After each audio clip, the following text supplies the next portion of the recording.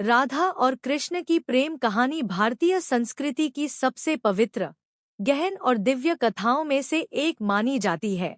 यह प्रेम केवल सांसारिक नहीं, बल्कि आध्यात्मिक और आत्मा का परमात्मा से मिलन का प्रतीक है। यह कथा मुख्य रूप से भागवत पुराण और लोक कथाओं में वर्णित मिलती है। श्री कृष्ण का जन्म मथुरा में हुआ था, लेकिन उनका पालन पोषण वृंदावन और गोकुल में हुआ। वहीं पर राधा जी का भी निवास था।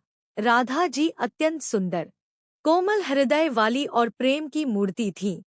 जब कृष्ण छोटे थे तब वे अपनी बाल लीलाओं से सभी का मन मोह लेते थे। वे बांसुरी बजाते, माखन चुराते और गोपियों के साथ खेलते थे। धीरे धीरे उनका और राधा का मिलन हुआ।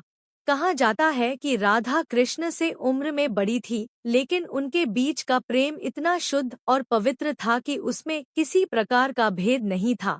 कृष्ण की बांसुरी की धुन सुनकर राधा अपने आप खिंची चली आती थी। उनकी बांसुरी की मधुर ध्वनि केवल संगीत नहीं, बल्कि प्रेम का आह्वान थी। राधा और कृष्ण का प्रेम इतना गहरा था कि वे एक दूसरे के बिना अधूरे माने जाते हैं। वृंदावन की कुंज गलियों, यमुना के तट और वनोपवन उनके प्रेम के साक्षी बने। रासलीला इस प्रेम का सबसे सुंदर रूप है, जिसमें कृष्ण ने अनेक गोपियों के साथ नृत्य किया, लेकिन हर गोपी को ऐसा लगता था कि कृष्ण केवल उनके साथ हैं। इस लीला में राधा का स्थान सबसे ऊंचा माना जाता है, क्योंकि उनका प्रेम निस्वार्थ और पूर्ण समर्पण से भरा था। राधा के लिए कृष्ण ही सब कुछ थे और कृष्ण के लिए राधा प्रेम का सर्वोच्च रूप थी।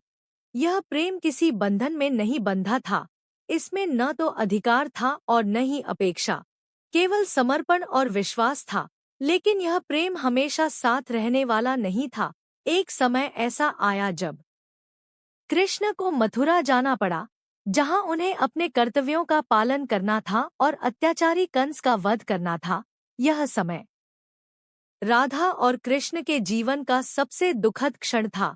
जब कृष्ण वृंदावन छोड़कर जा रहे थे तब राधा का हृदय विरह से भर गया, लेकिन उन्होंने कभी कृष्ण को रोकने की कोशिश नहीं की, क्योंकि वे जानती थी कि कृष्ण का जीवन केवल उनका नहीं, बल्कि संपूर्ण संसार का है। यह विरह ही उनके प्रेम को और भी महान बना देता है।